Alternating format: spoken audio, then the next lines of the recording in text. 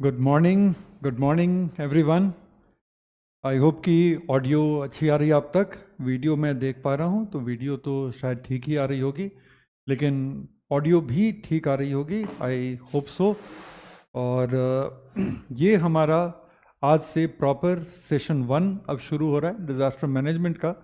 कल एक तरह से देखें तो सेशन 0 था। सेशन 0 से मतलब है कि कल हम लोग सिलेबस के साथ फैमिलियर हो रहे थे, और सिलेबस के साथ साथ हमने PYQ को भी देखा, जो किस तरह से क्वेश्चन पूछे गए हैं। और उससे क्या होता है कि तैयारी का एक एजेंडा तैयार हो जाता है कि अब किस तरह से हमें डिज़ास्टर मैनेजमेंट को प्रिपेयर करना है। और साथ ही साथ इफ़ यू रिकॉल, तो हम लोगों ने जो है ये भी डिसाइड किया है कल कि कौन सा एरिया प्रीलिम में ज़्यादा इम्पॉर्टेंट है, और मेंस का तो पार्ट ही है, तो मेंस में तो क्वेश्चन आएंगे ही। जितने लोग टीचर्स डे की शुभकामनाएं भेज रहे हैं, बहुत बहुत दिल से धन्यवाद।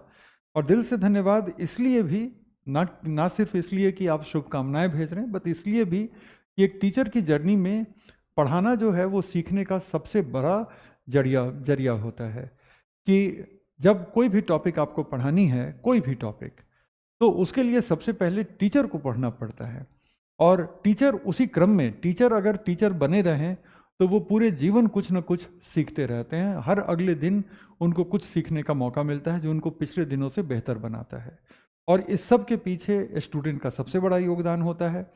क्योंकि स्टूडेंट को पढ़ाना है, इसलिए टीचर जो है सो अपने पूरे जीवन कुछ ना कुछ सीखते रहते हैं, पढ़ते रहते हैं।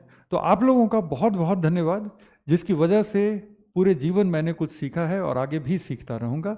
और आपकी शुभकामनाओं के लिए तो और भी धन्यवाद। तो शुरू करते हैं आज की क्लास।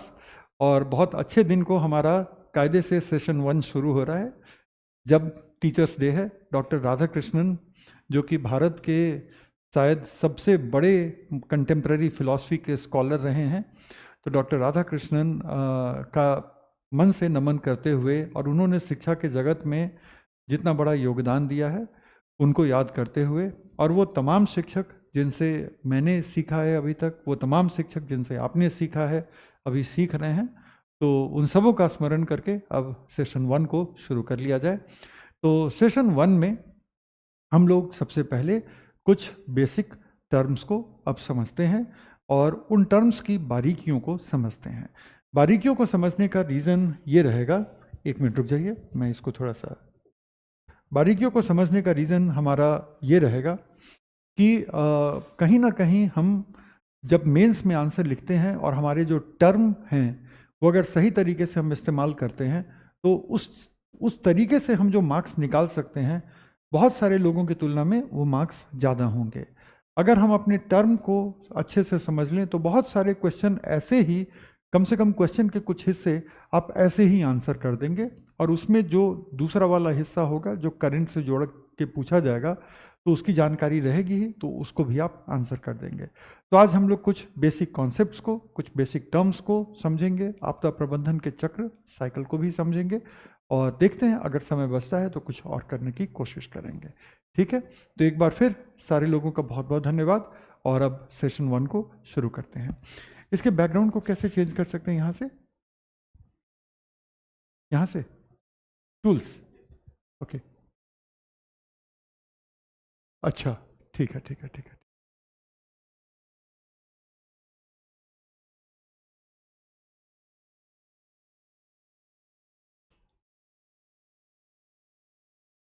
तो ये है हमारा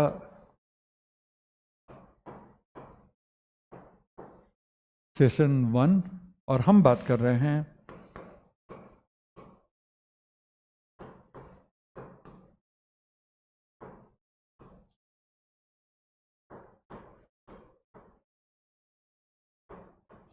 आपदा प्रबंधन की मूल अवधारणाओं के बारे में। मूल अवधारणाओं से मतलब है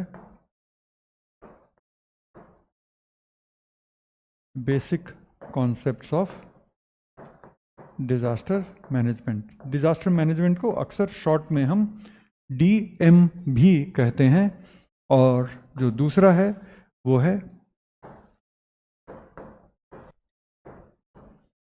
आपदा प्रबंधन चक्र।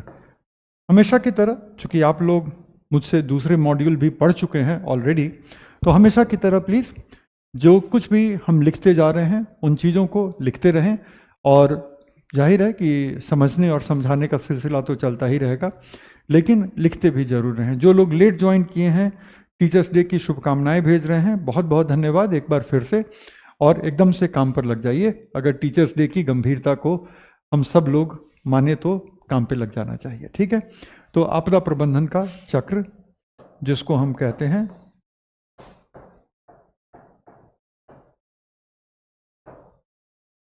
डीएम साइकिल, आपदा प्रबंधन का चक्र, करेक्ट। तो आई होप कि आपने लिख लिया है ये।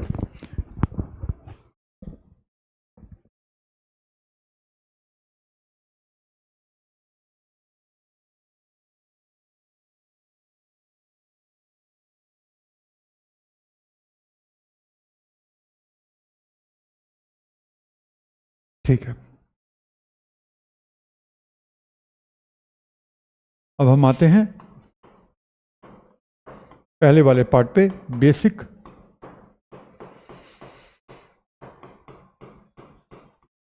कॉन्सेप्ट्स, मूल अवधारणाएं। और इसमें सबसे पहला कॉन्सेप्ट है हमारा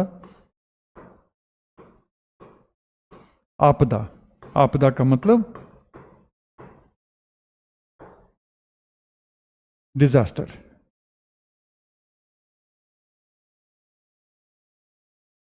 चलो एक छोटी सी कहानी, एक छोटी सी हाइपोथेटिकल सिचुएशन से इसको देखने की कोशिश करते हैं। मान लीजिए कि किसी साल एग्जामिनेशन का कोई क्वेश्चन पेपर बहुत टफ आता है, इतना टफ कि ज़्यादातर लोग उसकी ज़रूरतों को पूरा नहीं कर पाए, ज़्यादातर लोग उसके लिए तैयार नहीं थे। इस तरह का क्वेश्चन पेपर आता है, तो लोगों का रिस्पॉन्स क्या होगा? ज़्यादातर स्टूडेंट कहेंगे इस बार का एग्ज़ाम एकदम डिज़ास्टर था। और ये मैंने सुना है, मेरे ही स्टूडेंट ये कहे हैं कि सर इस बार का एग्ज़ाम एकदम डिज़ास्टर था मेरे लिए। तो डिज़ास्टर का मतलब क्या हुआ कि बहुत ही बुरा गया। वहाँ पे अभी हम डिज़ास्टर को परिभाषित नहीं कर रहे हैं, लेकिन मतलब यही होता है कि बहुत ही बुरा हुआ। अब यहीं पे एक मिनट के लिए सोच के देखो कि कोई स्टूडेंट है जिसने गलती से ही सही उन क्वेश्चन की प्रिपरेशन कर ली थी जो थोड़े उटपटांग थे, जिनको कोई भी उम्मीद नहीं कर रहा था, लेकिन ये एक स्टूडेंट है जिसने उसकी तैयारी कर ली थी। और वो स्टूडेंट जब उसी पेपर को फेस करके एग्जामिनेशन हॉल से बाहर निकलता है, उसके मुंह से डिजास्टर का एक शब्द नहीं निकल रहा। मेरा पेपर ठीक गया है या मेरा पेपर अच्छा गया है, ऐसा होता है ना। तो इसका मतलब क्या है कि डिजास्टर जो है, किसी भी ऐसी घटना को आप बोलेंगे जो किसी समुदाय विशेष के लिए या किसी व्यक्ति विशेष के लिए, अगर हम आम बोलचाल की भाषा में बात करें, जब हम डिजास्टर मैनेजमेंट में डिजास्टर की बात करते हैं तो हम हमेशा ही एक समुदाय विशेष, एक ग्रुप को हम हमेशा ही संबोधित करते हैं। लेकिन जब हम एक बोलचाल की भाषा में जब डिजास्टर शब्द का इस्तेमाल करते हैं तो हम क्या कहते हैं कि किसी व्यक्ति विशेष के लिए, किसी समुदाय विशेष के लिए ये बहुत ही ज़्यादा अप्रिय घटना रही है, ये बहुत ही ज़्यादा निगेटिव घटना रही है, जिससे बहुत डैमेज हुआ है वगैरह वगैरह। तो जब लोग कहते हैं कि सर ये डिजास्टर रहा इस बार का एग्ज़ाम मेरा, करेक्ट। तो डिजास्टर रहा इस बार का एग्ज़ाम से मतलब यही है कि इस एग्ज़ाम की जो डिमांड थी, मैं उस डिमांड पर बिल्कुल भी अपने आप को तैयार नहीं पाया। ये क्लियर है हमारा।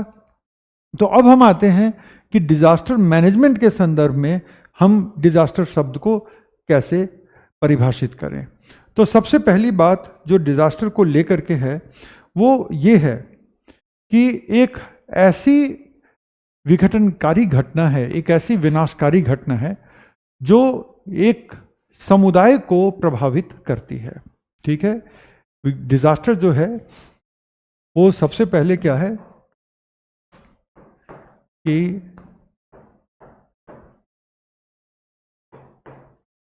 एक समुदाय को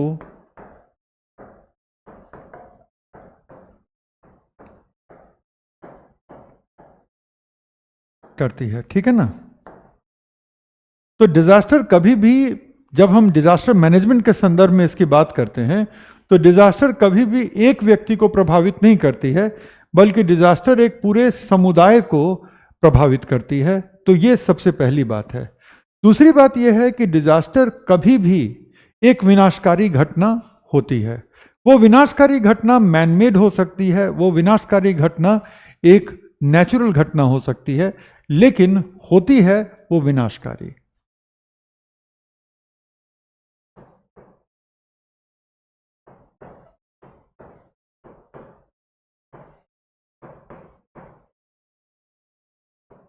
एक विनाशकारी घटना, और ये विनाशकारी घटना जो है वो प्राकृतिक घटना हो सकती है, और वो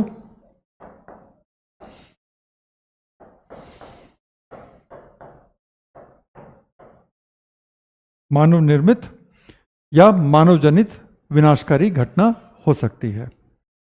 लेकिन एक और चीज है जिसको कि अक्सर हम लोग भूल जाते हैं, वो ये है कि इस विनाशकारी घटना का स्केल, इस विनाशकारी घटना का लेवल जो होता है वो ऐसा होता है जो कि समुदाय के सहन शक्ति या समुदाय के वहन शक्ति से बहुत ज्यादा होता है।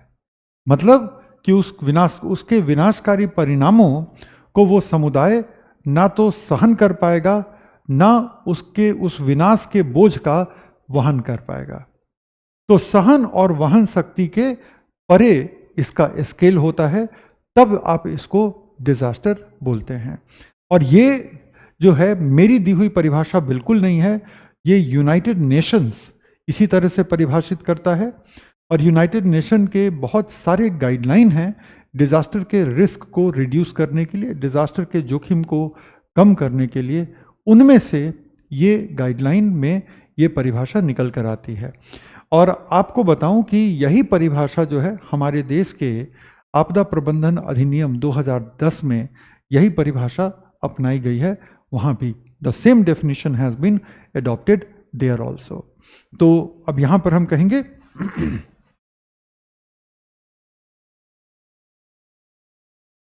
कि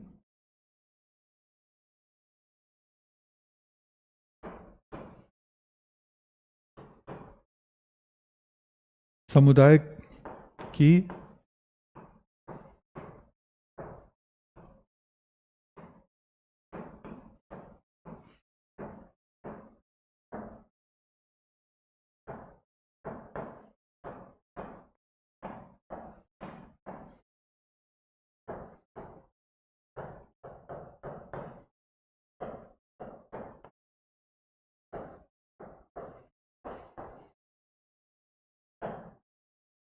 समुदाय की सहन और वहन क्षमता से परे स्तर का विनाश।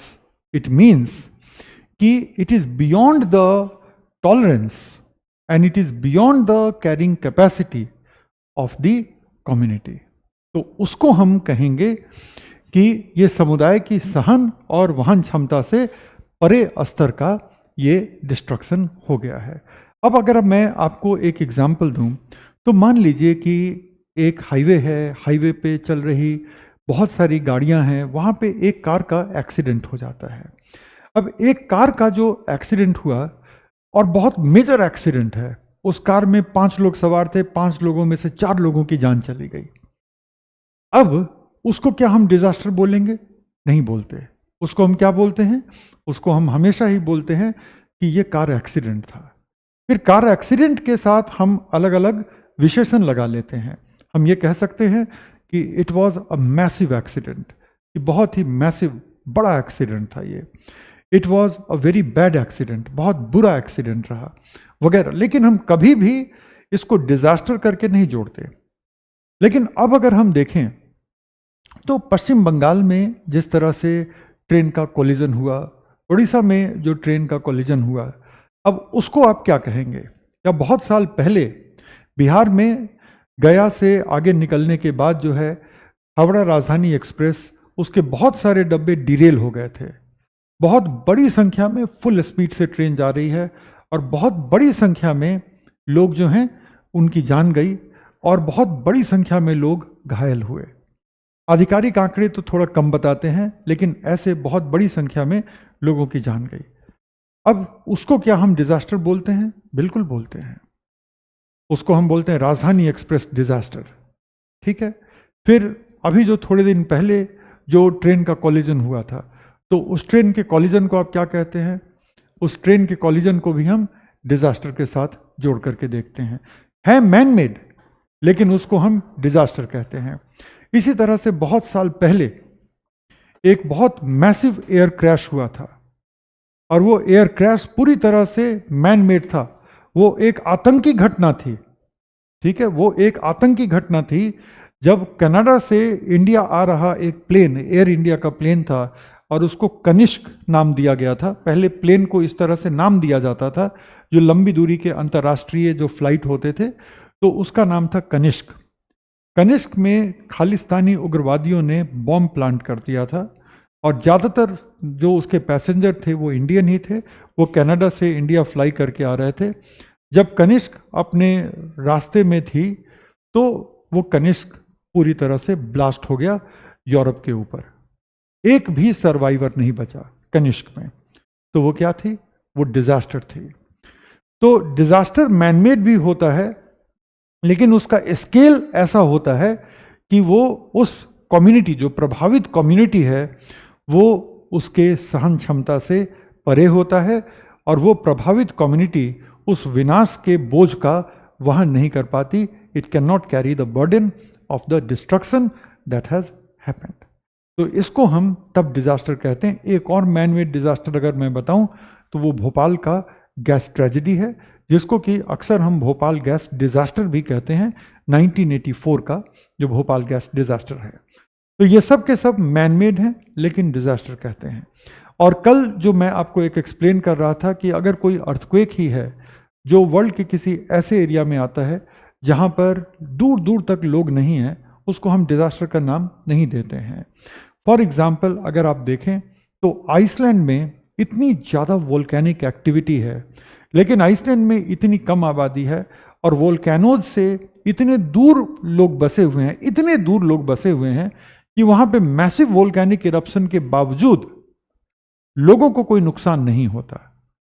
ना उनके घरों में आग लग जाती है, क्योंकि कई बार क्या होता है कि अगर आसपास में वोल्केनिक इरप्शन होता है, तो वो जब लावा बहते हुए इनके वुडन घरों को टच करता है, तो घरों में आग लग जाती है। लेकिन अगर आइसलैंड की बात करें तो वहाँ ऐसा बिल्कुल नहीं होता। वहाँ पर कोई भी जान माल को नुकसान नहीं होता, दूर दूर तक ह्यूमन इंफ्रास्ट्रक्चर नहीं बना हुआ है। तो उसको हम सिर्फ वोल्केनिक इरप्शन कह करके रुक जाते हैं, उनको हम डिजास्टर नहीं कहते। इसी तरह से पैसिफिक ओशन में आए दिन अर्थक्वेक आते हैं पैसिफिक ओशन में, लेकिन उस अर्थक्वेक से कोई फर्क नहीं पड़ रहा है आसपास के अगर देशों को, तो उसको हम डिजास्टर नहीं कहते। यहां तक कि देशों के अंदर अगर अर्थक्वेक आते हैं, ठीक है, यहां तक कि देशों के अंदर जो अर्थक्वेक आते हैं, उन अर्थक्वेक में भी अगर देश प्रिपेयर्ड है, ये एग्जाम्पल कल भी हम लोग शेयर किए थे, लेकिन सबके बेनिफिट के लिए मैं फिर से बोलूं कि अगर देश प्रिपेयर्ड है, मिसाल के तौर पे जापान काफ़ी प्रिपेयर्ड है या न्यूजीलैंड काफ़ी प्रिपेयर्ड है, तो वहाँ पर वही जो इवेंट है वो डिज़ास्टर नहीं बन पाता। तो डिज़ास्टर में हमेशा ही ये जरूरी है कि हम कम्युनिटी के प्रभाव होने वाले एंगल को भी शामिल करें, कि it is beyond the tolerance and it is beyond the carrying capacity of the community, सहन और वहन क्षमता के बियॉन्ड है। तब ये तीन चीज़ों को मिला करके कोई भी ऐसी घटना डिजास्टर बनती है, ठीक है। तो अब आपदा या डिजास्टर हमें समझ में आ गई ये बात, करेक्ट। कोविड को भी डिजास्टर कह सकते हैं। कोविड को डिजास्टर इसलिए नहीं कहा गया क्योंकि ये एक पैंडेमिक थी, और ये पैंडेमिक जिस तरह से स्प्रेड हुई है, ठीक है, धीरे धीरे ये स्प्रेड हुई है पैंडेमिक। ये ठीक है कि बहुत लोग इसके चपेट में आ गए, बहुत लोगों की मृत्यु भी हुई, लेकिन क्या समाज ने इसको, समुदायों ने इसको मैनेज नहीं किया? उत्तर है कि समुदायों ने इसको मैनेज किया। फॉर एग्जाम्पल अगर हम बात करें तो जब लॉकडाउन हुआ या अंतर्राष्ट्रीय ट्रैवल पर, अंतर्राष्ट्रीय यातायात पर जब रोक लगाए गए, तो बहुत हद तक कोविड के केसों में कमी आई। जब जब इन रोकों का वायलेशन किया गया व्यक्तियों के द्वारा या समुदायों के द्वारा, तब तब जो है ये केस तेजी से बढ़े हैं। तो बहुत हद तक समुदाय ने इस पर नियंत्रण किया। फिर समय रहते इसकी दवाएं ढूंढी गई, बहुत आनन फानन में इसके वैक्सीन बने। वैक्सीन में कमियां हो सकती हैं जो कि बाद में सुधारी गई हों, लेकिन कुल मिलाकर के ये मैनेज किया गया। इसलिए कोविड के संदर्भ में हम डिजास्टर नहीं कहते। एक सवाल थोड़ी देर पहले चैट में मेरी नज़रों से गुजरा और वो सवाल ये था कि क्या हिरोशिमा और नागासाकी पर बम गिराना क्या डिजास्टर था? तो परंपरागत तरीके से युद्ध में जिस तरह की विनाश होती है उसको हम डिजास्टर की श्रेणी में नहीं रखते, क्योंकि वो पूरी तरह से डिजाइंड डिजास्टर होता है, इंटेंडेड डिजास्टर होता है। अमेरिका को भली भांति पता था कि अगर हिरोशिमा पे और नागासाकी पर बम गिराया जाएगा तो उसका नतीजा क्या होगा। जब हम किसी औद्योगिक डिजास्टर की बात करते हैं या किसी ट्रेन हादसे की बात करते हैं या किसी प्लेन हादसे की बात करते हैं तो वहाँ पर उद्देश्य विनाश था ही नहीं। वो प्लेन इसलिए उड़ा था क्योंकि वो एक जगह से दूसरी जगह पहुँच पाए। वो डिजास्टर हो गया जिसकी वजह से वो प्लेन क्रैश हो जाता है। इसी तरह से अगर हम और देखें तो ट्रेन अपने गंतव्य को जाने के लिए चला था, ना कि एक्सीडेंट करके डिजास्टर का शिकार होने के लिए। तो उद्देश्य वो नहीं था। लेकिन अगर आप देखें कि युद्ध में अगर बम गिराया जा रहा है या कहीं पे मिसाइल से न्यूक्लियर वॉरहेड लगा करके हमला किया जा रहा है, तो बिल्कुल वो सुनियोजित तरीके से वहाँ पे विनाश को क्रिएट किया जा रहा है, तो इसको हम डिजास्टर नहीं कहते हैं। हीट वेव डिजास्टर में क्यों नहीं आता है?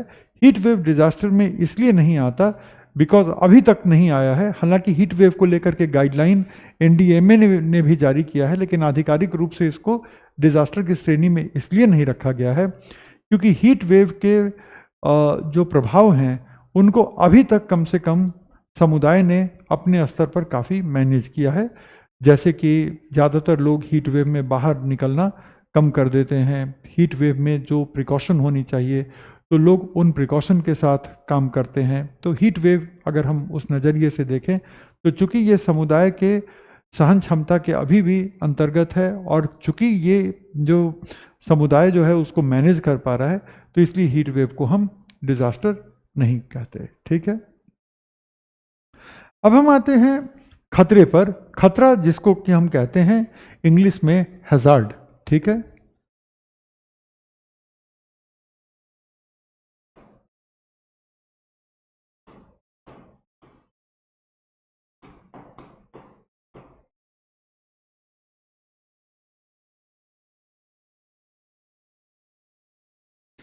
खतरा कोई भी विनाशकारी घटना हो सकती है। एक ऐसी घटना या एक ऐसी स्थिति जो कि काफ़ी विनाशकारी हो सकती है उसको हम खतरे का नाम देते हैं। लेकिन खतरा जरूरी नहीं है कि वो एक आपदा बन जाए। खतरा है, ज़्यादातर वक्त वो खतरे की स्थिति या खतरे की घटना होगी नहीं, लेकिन जब होगी तो संभावना है, याद रखिएगा संभावना, ठीक है, संभावना है कि ये विनाशकारी होगी। तो खतरे को जब हम परिभाषित करते हैं तो खतरे को हम हमेशा कहते हैं एक ऐसी घटना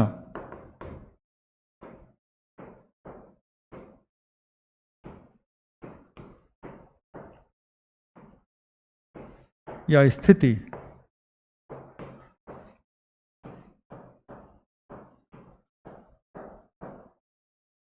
जो एक समुदाय के लिए विनाशकारी हो सकती है।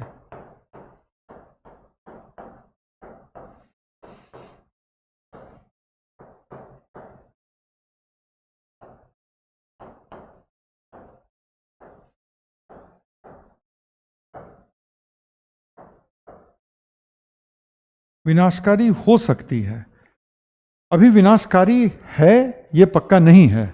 ये काफ़ी हद तक इस बात पर डिसाइड होगा कि उस समुदाय की तैयारी कैसी है और उस समुदाय की संवेदनशीलता कैसी है। ठीक है, तो अच्छा, इसको इंग्लिश में अगर डिक्टेट करना है, कुछ बच्चे हैं जिनको कि इंग्लिश में डिक्टेशन चाहिए, तो बस मैं डिक्टेट कर देता हूं, आप लोग प्लीज़ इसको लिख लें। खतरे को तो मैंने इंग्लिश में लिख ही दिया है, हजार्ड। तो खतरे को जब हम डिफाइन करते हैं तो कहते हैं an occurrence or situation, an occurrence or situation that can be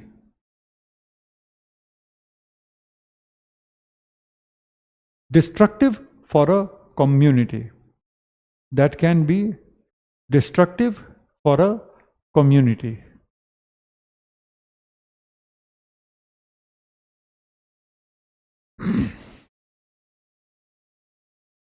ठीक है, तो ये हो गया खतरा कि एक ऐसी घटना जो किसी समुदाय के लिए विनाशकारी हो सकती है, जरूरी नहीं है कि वो विनाशकारी है, हो सकती है। नेक्स्ट पॉइंट है हमारा यहां पर, अगर हम बात करें तो हमारा जो नेक्स्ट पॉइंट है कि दो प्रकार के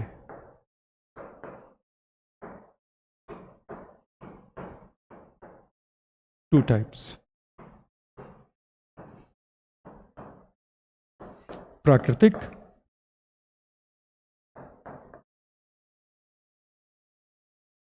नेचुरल और मानव निर्मित।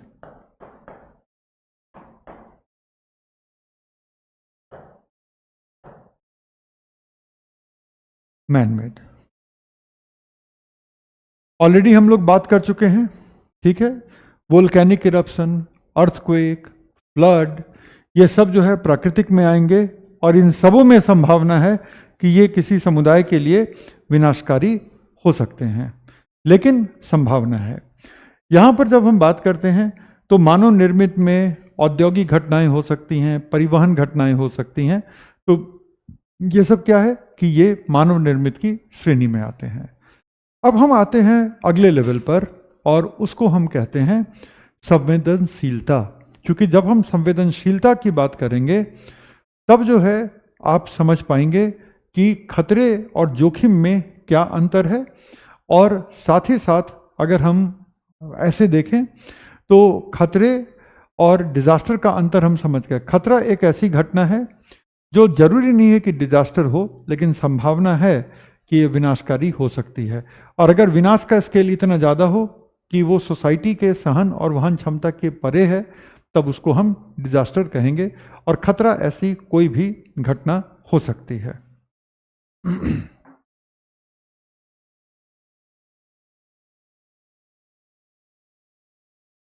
अब हम आते हैं अगले पे, और हमारा जो अगला है उसको हम कहते हैं संवेदनशीलता। तो हमारा थर्ड पॉइंट है, उसको हम संवेदनशीलता कहेंगे। सर क्या हम मंकी पॉक्स को डिजास्टर कह सकते हैं? बिल्कुल नहीं। अभी इसका स्प्रेड ऐसा नहीं हुआ है कि जो कि किसी भी सोसाइटी के सहन और वहन क्षमता के परे है, तो मंकी पॉक्स को हम डिजास्टर नहीं कह सकते। अब हम आते हैं तीसरे पॉइंट पर, वल्नरेबिलिटी।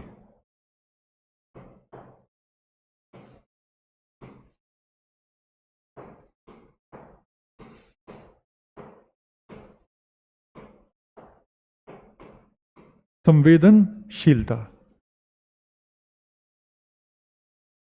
ठीक है, इसको पहले हम लोग संवेदनशीलता को समझते हैं। संवेदनशीलता एक ऐसी स्थिति है जिसके कारण कोई भी समुदाय किसी खतरे के प्रति, ठीक है, किसी हैजार्ड के प्रति संवेदनशील हो जाता है। दूसरे शब्दों में किसी हैजार्ड के द्वारा बहुत ज़्यादा नुकसान पहुंचाने की संभावना बढ़ जाती है। अब अगर हम एक एग्जाम्पल के रूप में लें तो ऐसे पहाड़ी इलाके जहां पर लैंडस्लाइड का बहुत ज़्यादा रिस्क है, और वहां पर किसी का घर ऐसे जगह पे है, ऐसे ढलान पर है जहां पर पहले से पता है कि यहाँ की मिट्टी बहुत ज़्यादा स्थिर नहीं है, ठीक है। अच्छा, एक काम करिएगा कि अगर आप लोग सीखना चाहते हैं तो एक एक करके घटनाओं का जिक्र करके, और डिजास्टर है कि नहीं, उसको डिजास्टर कह सकते हैं कि नहीं, वो छोड़ करके अगर मेरी बातों को सुनेंगे तो आप ज़्यादा सीखेंगे, ठीक है। अब बलूचिस्तान में ये डिजास्टर है कि नहीं, वहाँ पे डिजास्टर है कि नहीं, ना तो पीटी में पूछा जाएगा, ना मेंस में पूछा जाएगा, ना इंटरव्यू में पूछा जाएगा, सिर्फ ये आपका कौतूहल है। और एक एक करके अगर मैं आंसर, टॉपिक को छोड़ करके मैं उसका आंसर करते रहूं तो डिजास्टर मैनेजमेंट का कवरेज अपने आप में डिजास्टर हो जाएगा। तो इसलिए अब जो है जहाँ पे हम लोग हैं उसके साथ बने रहिए और एक एक एग्जाम्पल लगा लगा करके, और मुझसे मत पूछिए, ठीक है। एक तो हम लोगों की 1 ही घंटे की क्लास है और ऊपर से आप जो है सो टीचर को डिस्ट्रैक्ट कर रहे हैं, और टीचर को डिस्ट्रैक्ट करना और किसी चलती हुई गाड़ी में ड्राइवर को डिस्ट्रैक्ट करना हमेशा ही दूसरे के लिए ज़्यादा घातक होता है। टीचर को डिस्ट्रैक्ट करना स्टूडेंट के लिए घातक है, और चालक को डिस्ट्रैक्ट करना जो है पैसेंजर के लिए घातक है ना। तो इसलिए जो है अब आप लोग चालक को अपना काम करने दें, और चालक को पता है कि आपको कहाँ ले जाना है, चालक को पता है आप कहाँ पर हैं, तो चालक अपना काम कर रहा है। चालक से अब बार बार सवाल न पूछें कि अब यहाँ से बस गुजर रही है तो अरे यहाँ का आम तो बड़ा फेमस है ना जी। अब वो चालक अब आपको आम की कमेंट्री देगा तो वो रोड पर क्या देखेगा, है ना। तो एकदम से शांति से इन कॉन्सेप्ट को समझें, क्योंकि जब मैं टेस्ट सीरीज की कॉपियाँ देखता हूँ तो मैं देखता हूँ कि बच्चे जिस तरह से अपने शब्दों का चयन करते हैं, खूब गलती करते हैं उन शब्दों में। जहाँ पर उनको आपदा कहना चाहिए वहाँ पर वो खतरा कह देते हैं, जोखिम कह देते हैं, जबकि खतरा एक अलग चीज़ है, जोखिम में एक अलग चीज़ है। जहाँ पे खतरा कहना चाहिए वहाँ पर आपदा कह देते हैं। और एग्जामिनर जो इस कॉपी को चेक कर रहा है उसको तो बस 2 ही आंसर देखने हैं जो आपदा प्रबंधन पे है, तो वो सबसे पहले देखता है कि टर्मिनोलॉजी, ठीक है, टर्मिनोलॉजी का इसने सही इस्तेमाल किया है कि नहीं, ताकि इसको बेसिक समझ में आती है कि नहीं। तो चलिए वापस आइए और समझते हैं संवेदनशीलता को। तो संवेदनशीलता जो है समुदाय को लेकर के एक स्थिति है, ठीक है। क्या है?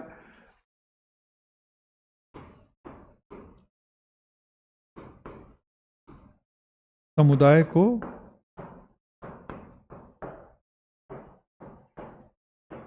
लेकर के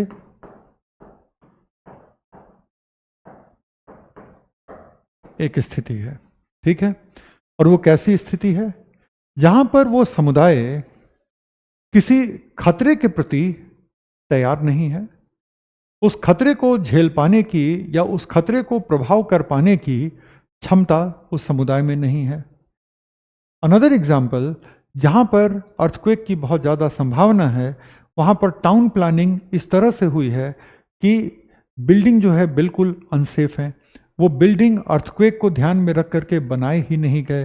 वो गलियाँ जिस तरह से निकाली गई हैं, अगर कोई अर्थक्वेक हो जाए तो बचाव के काम में बहुत ज़्यादा मुश्किल आने वाली है। इट मीन्स कि उस खतरे को लेकर के उसकी तैयारी नहीं है।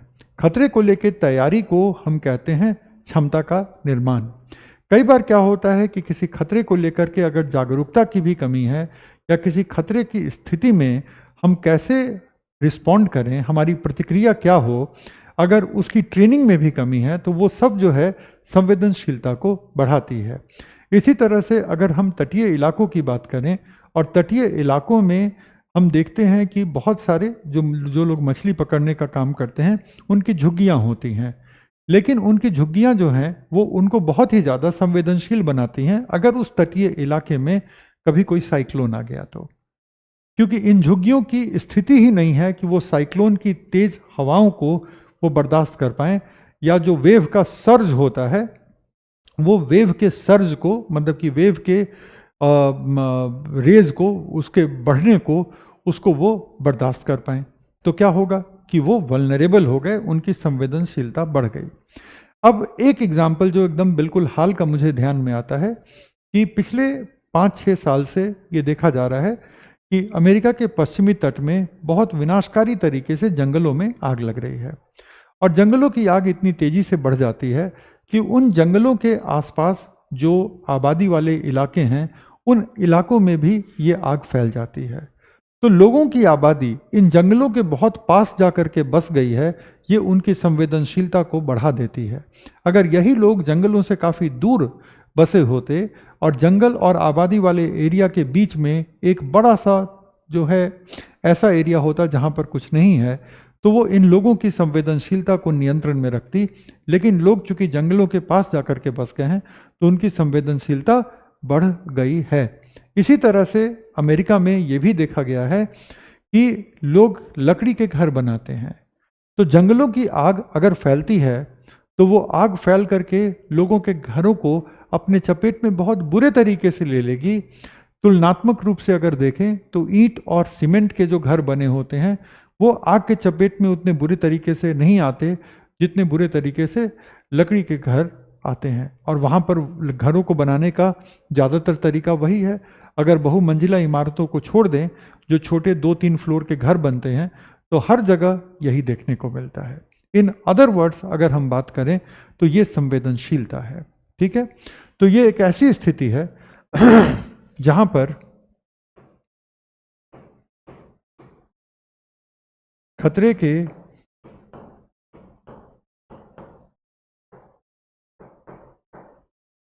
विनाशकारी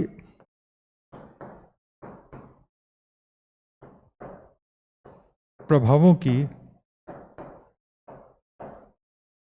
क्षमता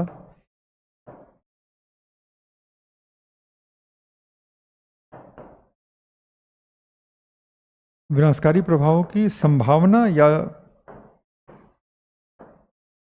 क्षमता बढ़ जाती है।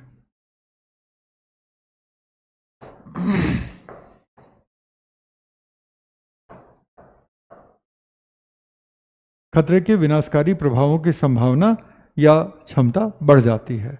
और अगर हम एग्जाम्पल की बात करें,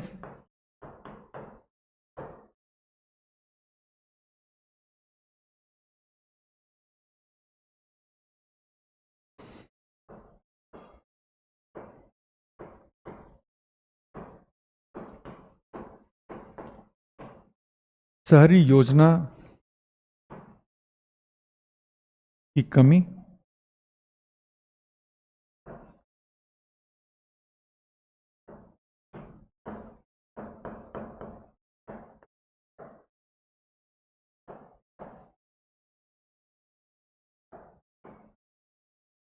वैज्ञानिक रूप से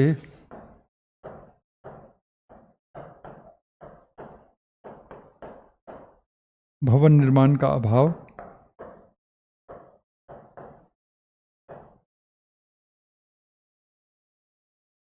अपर्याप्त जानकारी,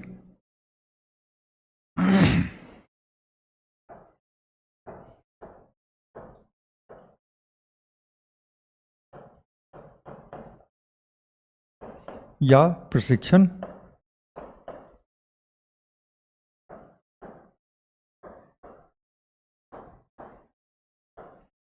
ये सब जो है कहीं ना कहीं संवेदनशीलता को बढ़ाती है।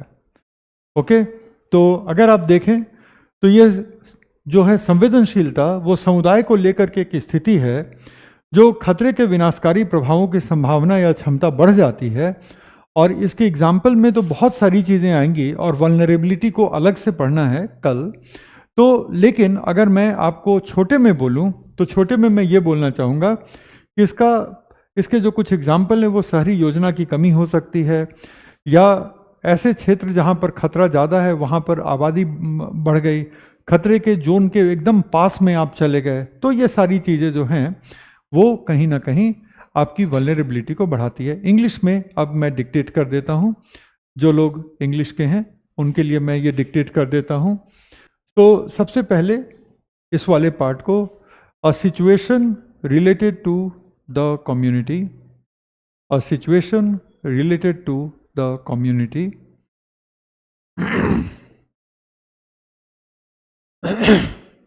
दूसरा, which increases the chances or potential, which increases the chances or potential of destruction, which increases the chances or potential of destruction.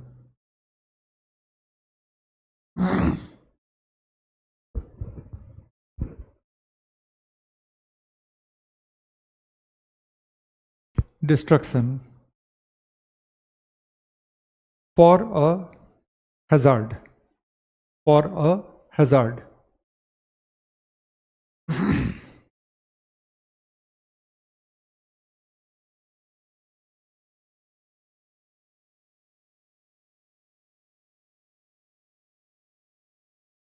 ठीक है, फॉर अ हैजार्ड। और ये सब है lack of town planning, lack of scientifically designed building, inadequate awareness or training, inadequate awareness or and training,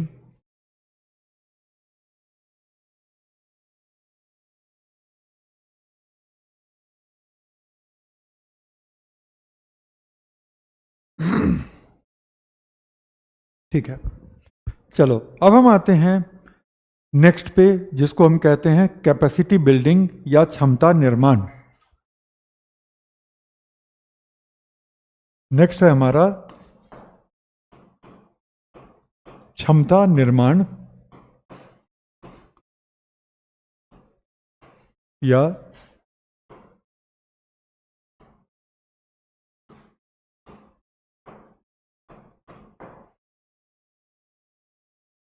capacity building.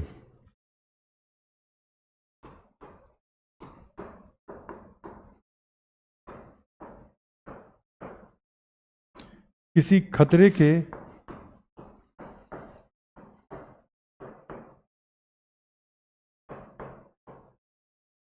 विनाशकारी प्रभावों को कम या सीमित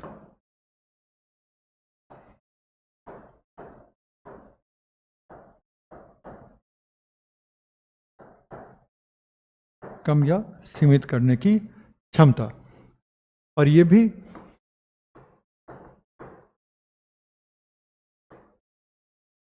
समुदाय के स्तर पर, समुदाय के स्तर पर का मतलब है community level,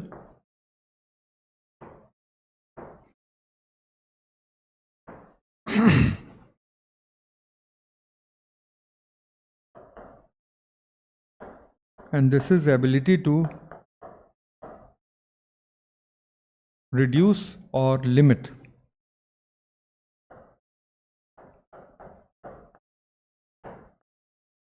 the destructive potential of a hazard.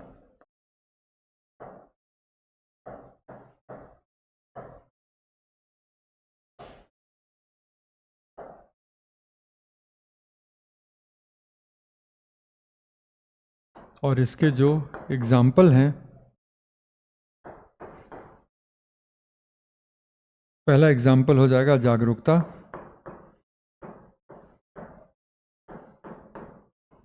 Awareness,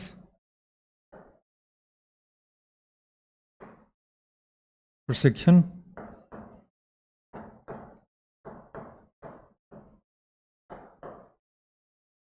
training,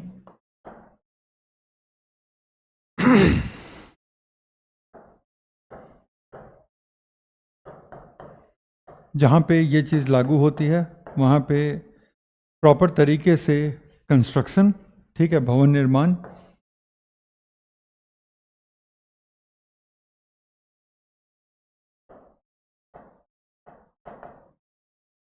etcetera.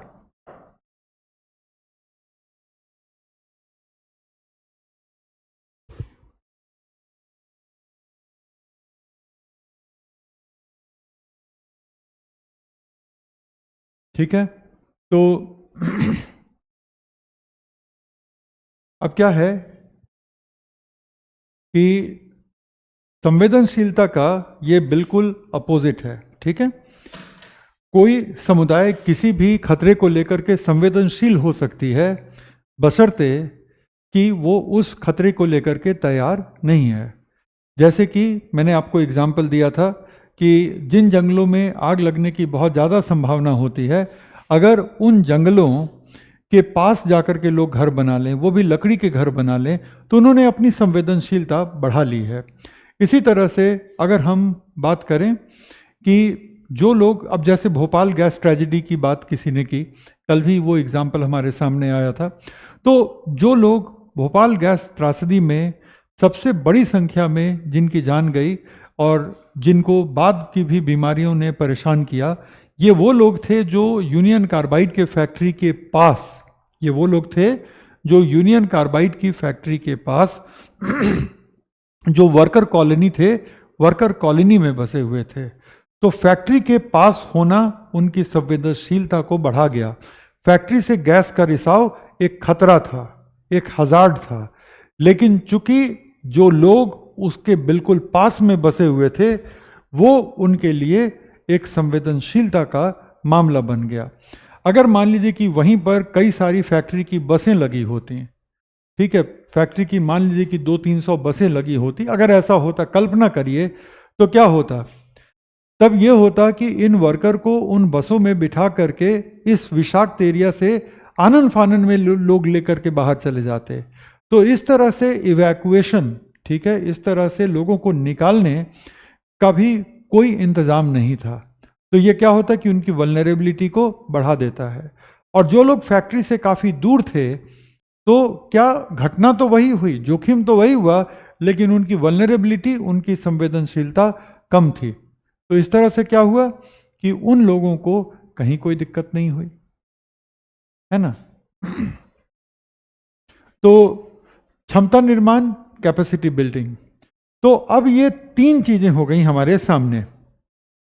अब हम बात कर रहे हैं एक बहुत इंपॉर्टेंट कॉन्सेप्ट की, जिसको मैनेज किया जाता है, और उसको हम कहते हैं जोखिम। जोखिम का मतलब होता है रिस्क।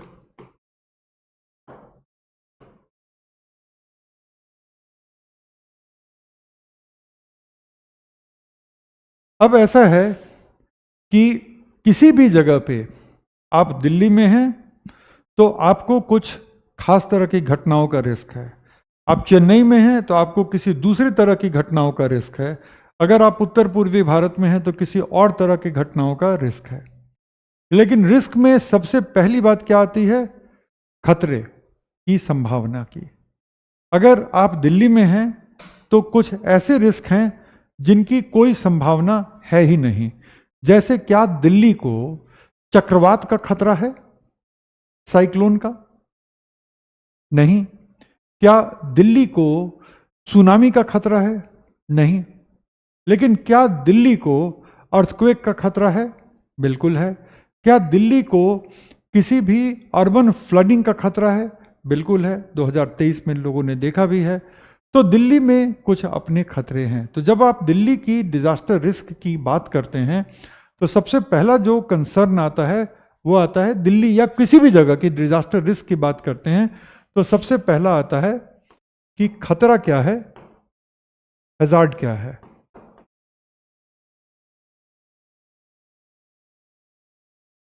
दूसरा क्या कंसिडरेशन आएगा?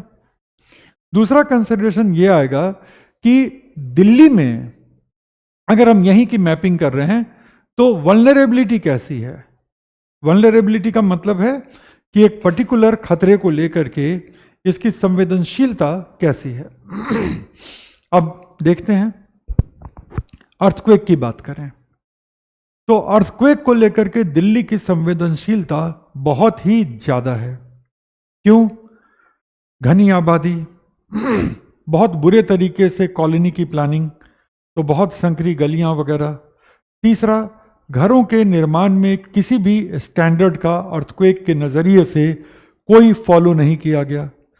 जो ऐसे बिल्डिंगें बनी हैं, बहुत कम बनी हैं, वो सरकारी बिल्डिंगें हैं, या जो नई बिल्डिंगें बन रही हैं, बड़ी बिल्डिंगें जिनको इस तरह की अप्रूवल की ज़रूरत है। तो जो बिल्डिंग हैं वो अर्थक्वेक के अनुरूप नहीं बने हुए हैं। तो घनी आबादी एक हो गई, टाउन प्लानिंग की कमी दूसरी हो गई, तीसरी क्या बात हो गई? तीसरी बात हो गई कि यहाँ पे जो बिल्डिंग है वो अर्थक्वेक के अनुरूप नहीं बने हुए हैं। तो ये तीन वल्नरेबिलिटी हो गई। अब सवाल उठता है कि दिल्ली को अर्थक्वेक का खतरा कितना है? बहुत ही ज़्यादा, क्योंकि ये साइस्मिक जोन 4 में आता है, तो खतरा भी बहुत है और वल्नरेबिलिटी भी बहुत है। अब सवाल उठता है कि क्षमता निर्माण क्या है दिल्ली में? तो क्षमता निर्माण हमारा तो दूसरा हो गया संवेदनशीलता या वल्नरेबिलिटी।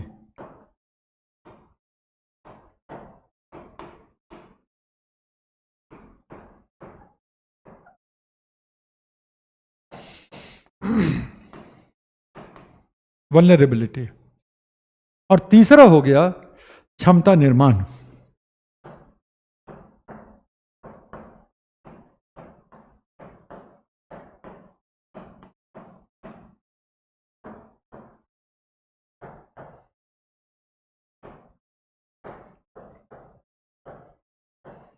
Capacity building. दिल्ली में अर्थक्वेक को लेकर के कितनी कैपेसिटी बिल्ड हुई है? जवाब है न के बराबर। कैपेसिटी कैसे अर्थक्वेक को लेकर बिल्ड होगी? सबसे पहली बात क्या है कि लोगों को अर्थक्वेक की स्थिति में कैसे रिस्पॉन्ड करना है उसकी कितनी ट्रेनिंग दी गई है, ना के बराबर। सिर्फ स्कूलों में आजकल बच्चों को सिखा दिया जाता है कि अर्थक्वेक आए तो सीढ़ियों से भाग करके बाहर मत चले जाना, अर्थक्वेक आए तो किसी पेड़ या बिजली के खंभे के आसपास जा करके मत खड़े हो जाना, अर्थक्वेक आए तो बड़े मोटे हेवी टेबल के नीचे ऐसे करके बैठ जाना। बस इतना ही बताया जाता है। बच्चे भी स्कूल में इसको खेल खेल में लेते हैं, घर पे ये बात आती नहीं है। घर पे आती भी है तो माँ बाप जो है ऐसे ही कि स्कूल वाले कुछ कुछ कराते रहते हैं। बस इतनी ही ट्रेनिंग है। क्या कभी कॉलोनी में जा कर के कोई ट्रेनिंग दी गई है लोगों को? नहीं। क्या ऑफिसों में जा कर के ट्रेनिंग दी जाती है? ना के बराबर। कुछ सरकारी ऑफिसों में ट्रेनिंग दे दी गई, लेकिन क्या प्राइवेट ऑफिसों में इस तरह के ट्रेनिंग आयोजित किए जाते हैं? बिल्कुल नहीं। करेक्ट। तो ट्रेनिंग भी नहीं है। दूसरी बात ये, क्या भूकंप के केस में मलबा को हटाने के लिए सफिशिएंट नंबर में बुलडोजर अलग अलग जगह पर डिप्लॉय हैं? नहीं। क्या इवैक्यूएशन का प्रॉपर प्लान है? नहीं, बस गाइडलाइन है। और वो गाइडलाइन जब अर्थक्वेक होगा, वैसी विनाशकारी कोई घटना होगी तो लोग गाइडलाइन पढ़ करके काम करेंगे। तो कैपेसिटी बिल्डिंग नहीं है, एकदम से लचर है। लचर मतलब आप समझ रहे हैं। तो इसका मतलब क्या है कि एक डिजास्टर के का जो जोखिम है वो बहुत हाई लेवल पर है। ठीक है। तो रिस्क या जोखिम जो हम कहते हैं वो कहते हैं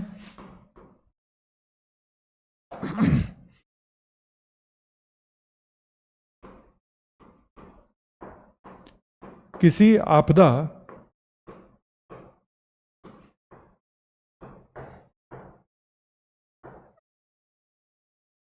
डिजास्टर के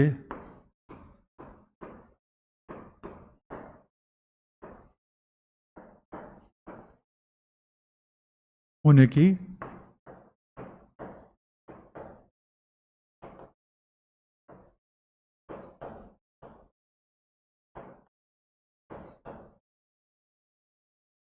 संभावना। किसी आपदा या डिजास्टर के होने की संभावना, दैट मीन्स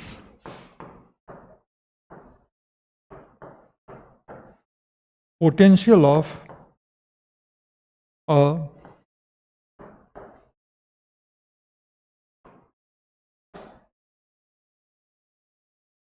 डिजास्टर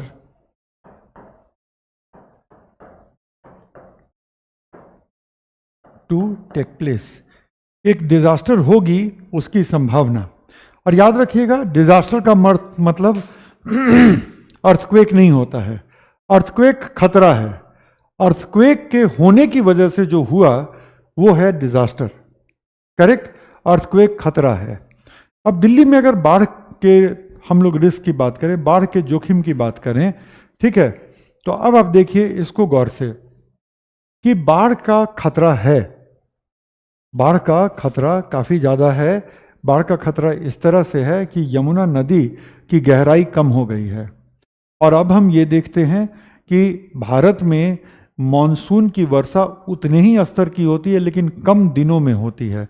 इसका मतलब है कि बहुत हेवी रेन की संभावना है। तो यमुना नदी के अप स्ट्रीम इलाकों में, चाहे वो पंजाब हो या हरियाणा हो या फिर दिल्ली में, अगर बहुत तेज़ बारिश हो जाए और शहर का सीवेज वाला पानी जो है यमुना नदी में गिरता जाए और यमुना नदी के जल ग्रहण क्षेत्र में भी पानी जा रही है, तो यमुना नदी के अपने तल से बहुत ऊपर आने की संभावना है। तो बहुत तरीके से देखा जाए तो बाढ़ का खतरा, हजार्ड, काफ़ी बढ़ा है।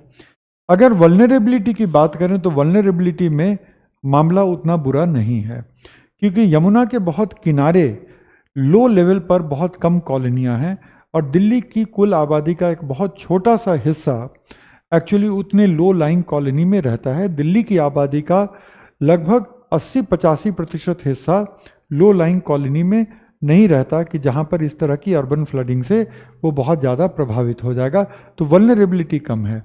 साथ ही साथ क्या है कि कुछ हद तक क्षमता निर्माण हुआ है। इट मीन्स कि हमारे ड्रेनेज की सफाई हुई है, पानी के पैसेज का इंतज़ाम को पुख्ता किया गया है, साथ ही साथ लोगों को टेम्परेरी रूप से शेल्टर देने की व्यवस्था की गई है। तो अगर भूकंप की तुलना में देखें तो हम कह सकते हैं कि बाढ़ का रिस्क दिल्ली को कम है, मतलब कि दिल्ली को बाढ़ का खतरा है, लेकिन जोखिम एक आपदा में ये बदल जाएगी, उस जोखिम की जो लेवल है, उस जोखिम का जो स्तर है वो कम है। तो अब यहाँ पर ऐसे समझिए कि बाढ़ का खतरा तो है, लेकिन बाढ़ एक आपदा में बदल जाए उसकी जो चांसेस हैं, उसका जो जोखिम है वो कम है। तो अब खतरा और जोखिम को आप कैसे इस्तेमाल करते हैं वो जरूरी है। और यहाँ पर ये इसलिए इतना जोर दे करके और रिपीट करके बता रहा हूँ, क्योंकि अक्सर जब हम बोलचाल की भाषा में इन शब्दों का इस्तेमाल करते हैं ना, तो बोलचाल की भाषा में हम इन दोनों में ज़्यादा फर्क नहीं रखते हैं। जहाँ पे खतरा कहना है जोखिम कह सकते हैं, जहाँ जोखिम कहना है वहाँ खतरा कह सकते हैं। लेकिन डिजास्टर मैनेजमेंट में आप जब इस तरह से इंटरचेंज करेंगे तो मतलब बदल जाता है। तो इसीलिए आप ऐसे बोलना सीखिए कि दिल्ली में बाढ़ का खतरा तो है, लेकिन जोखिम कम है। जोखिम क्योंकि बाढ़ के आपदा में बदलने की संभावना कितनी है वो जोखिम है। दिल्ली में भूकंप का खतरा भी है और भूकंप के आपदा में बदलने का बहुत ज़्यादा जोखिम भी है, रिस्क भी है। तो आई होप आप इसको समझ गए। तो अब अगर आप देखें तो दो चीज़ें जो हैं वो आपके जोखिम के स्तर को बढ़ा देती हैं, और वो दो चीज़ें हैं हैजार्ड और वल्नरेबिलिटी। जितना ज़्यादा हजार्ड, मतलब कि उस बुरी घटना के होने की जितनी ज़्यादा संभावना, उतना ज़्यादा आपका जोखिम बढ़ जाएगा। इसी तरह से आप जितने वल्नरेबल हैं, आपकी जितनी संवेदनशीलता है, आपका रिस्क उतना बढ़ जाएगा। लेकिन क्षमता निर्माण आपने जितने उच्च स्तर का कर दिया, क्षमता निर्माण आपने जितने उच्च स्तर का कर दिया, उसके बाद क्या होने जा रहा है कि आप अपने जोखिम को, अपने रिस्क को कम कर लेते हैं। तो इसीलिए रिस्क का एक फॉर्मूला दिया गया है, ठीक है। अब यह हो गया कि किसी भी आपदा के होने की संभावना, potential of a disaster to take place, ठीक है। तो आप यहां पे ये कह सकते हैं खतरे आते जाते रहेंगे, आपदा के लिए आप अपने जोखिम को कम कर सकते हैं, ठीक है। मतलब कि हजार्ड्स होते रहेंगे, आप जो मर्जी कर लीजिए, अर्थक्वेक होगी, तेज बारिश होगी, ये सब होगी, लेकिन अगर आपने अपनी वल्नरेबिलिटी को कम करने पर काम किया और यदि आपने अपने कैपेसिटी को बिल्ड कर लिया, तो आप देखेंगे कि उस आपदा के प्रति आपकी जो है वो जोखिम, आपका जो रिस्क है वो कम हो जाता है। तो अब अगर हम देखें तो हम कह सकते हैं कि खतरा मतलब हजार्ड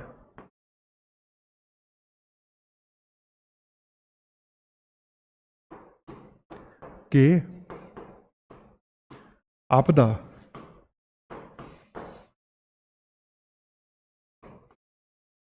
डिजास्टर में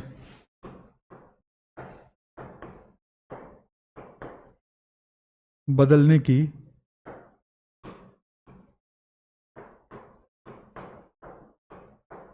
संभावना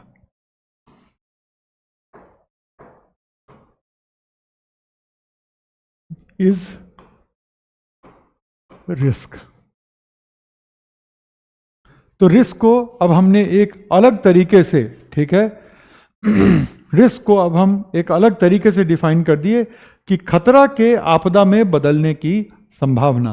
और रिस्क का जो फॉर्मूला है वो रिस्क का फॉर्मूला है हमारा, risk is equal to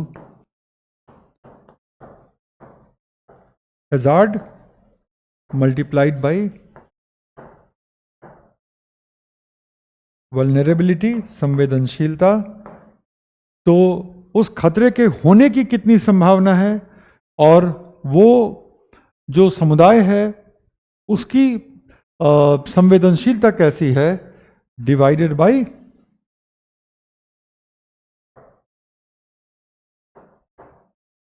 capacity building. मतलब क्षमता निर्माण आपके रिस्क को कम करता है, ठीक है, और हैजार्ड और वल्नरेबिलिटी एक दूसरे में गुना हो जाती है, ठीक है। हैजार्ड और वल्नरेबिलिटी एक दूसरे में गुना हो जाती है, तो रिस्क को बहुत ज़्यादा बढ़ा देती है। अब अगर आप गौर करिए, ठीक है, अब अगर आप गौर करिए तो आप ये सोचिए कि हैजार्ड को आप कम नहीं कर सकते हैं। दिल्ली में जितनी बार और जैसी भूकंप आनी है वो आके रहेगी। आप दो ही चीज़ों पर काम कर सकते हैं, और वो दो चीज़ है वल्नरेबिलिटी को कम करना और दूसरा है कैपेसिटी को बढ़ाना। और अब जब ये समझ गए तो बस 2 मिनट और मेरे साथ बने रहिए, और उसके बाद आप लोग दूसरी क्लास में चले जाइएगा, और वो है डिजास्टर मैनेजमेंट की साइकिल, ठीक है। वल्नरेबिलिटी लॉन्ग लिखे हैं कहीं कुछ, हाँ, LI छूट गया ना यहाँ पर, ठीक है, थैंक यू। वल्नरेबिलिटी, ठीक है। तो अब हम आते हैं डिजास्टर मैनेजमेंट के साइकिल के 4 चीज़ों पे, जो कि बहुत इजी है।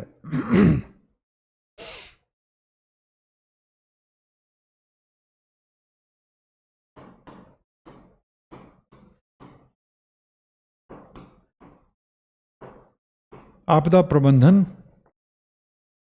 चक्र, डिजास्टर मैनेजमेंट साइकिल।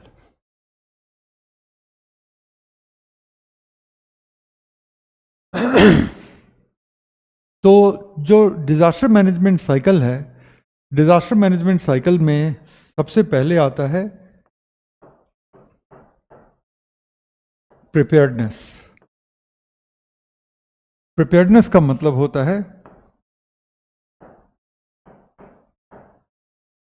तैयारी, क्योंकि हमें अपने वल्नरेबिलिटी को कम करना है और कैपेसिटी को बढ़ाना है, इसी को हम तैयारी कहते हैं। तो तैयारी में आप क्या करते हैं कि वल्नरेबिलिटी को नीचे ले जाते हैं और कैपेसिटी को ऊपर ले जाते हैं।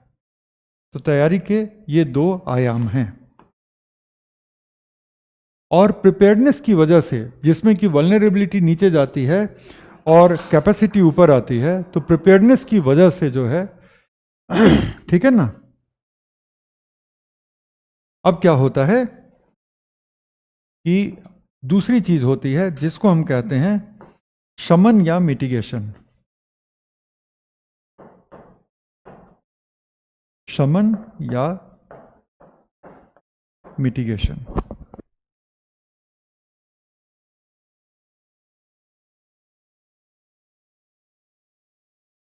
शमन या मिटिगेशन। शमन या मिटिगेशन से मेरा मतलब है, अच्छा, आप लोग चैट में ना तो आपस में लड़ाई करें ना तो बात करें, ठीक है, और नहीं तो फिर डिजास्टर मैनेजमेंट के दौरान चैट को बंद कर दिया जाएगा, ठीक है। तो शमन या मिटिगेशन का मतलब है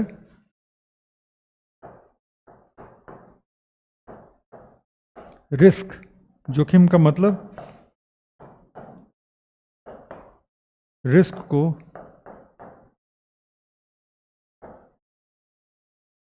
कम करना या समाप्त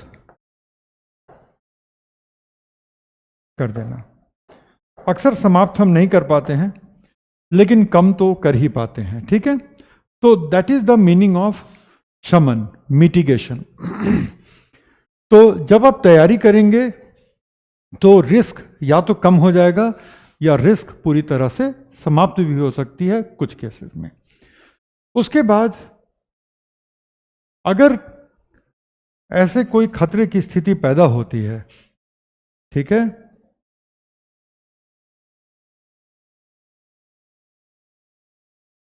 जब खतरे की कोई स्थिति पैदा होती है तब हम तीसरे लेवल पर आते हैं, जिसको हम कहते हैं प्रतिक्रिया। प्रतिक्रिया का मतलब होता है रिस्पॉन्स।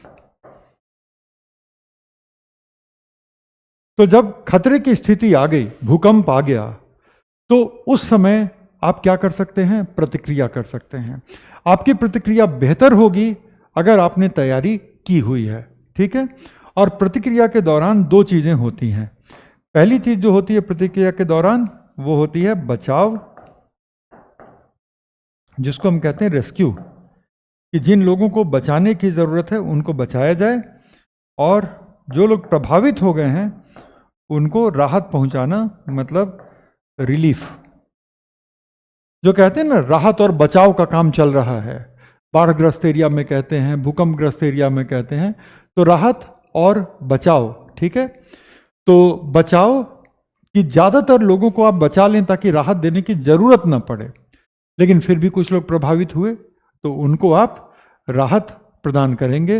राहत का मतलब होता है कि अब कहीं पे अगर उनका अपना घर का नुकसान हुआ है तो उनको शेल्टर देंगे, वगैरह वगैरह।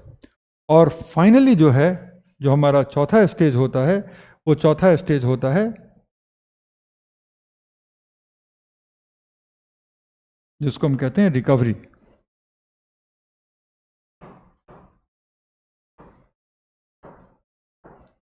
पुनर्प्राप्ति।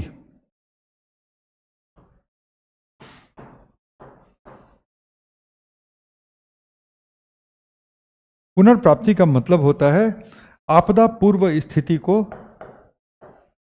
आपदा के पहले की स्थिति को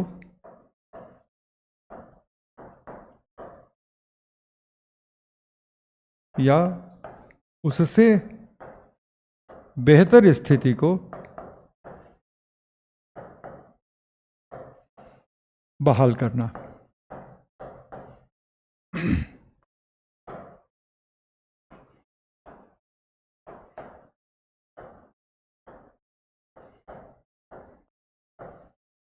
और जब उससे बेहतर या कम से कम वैसी स्थिति आपने बहाल कर ली, तो फिर से समुदाय अपनी तैयारियों में लग जाएगा। तो इसीलिए इसको हम कहते हैं आपदा प्रबंधन का ये एक साइकिल है, तैयारी, शमन, प्रतिक्रिया, पुनर्प्राप्ति, और इस साइकिल में आपदा प्रबंधन चलता है, ठीक है। तो आज के लिए इतना, यही दो चीजें हमें आज करनी थी, तो आज के लिए इतना ही। अब हम कल मिलेंगे, और कल मिलकर के हम लोग भारत के संदर्भ में देखेंगे कि किस तरह से हम वल्नरेबिलिटी की मैपिंग करते हैं और किस तरह से हम कैपेसिटी बिल्डिंग करते हैं, वो कल। Thank you so much.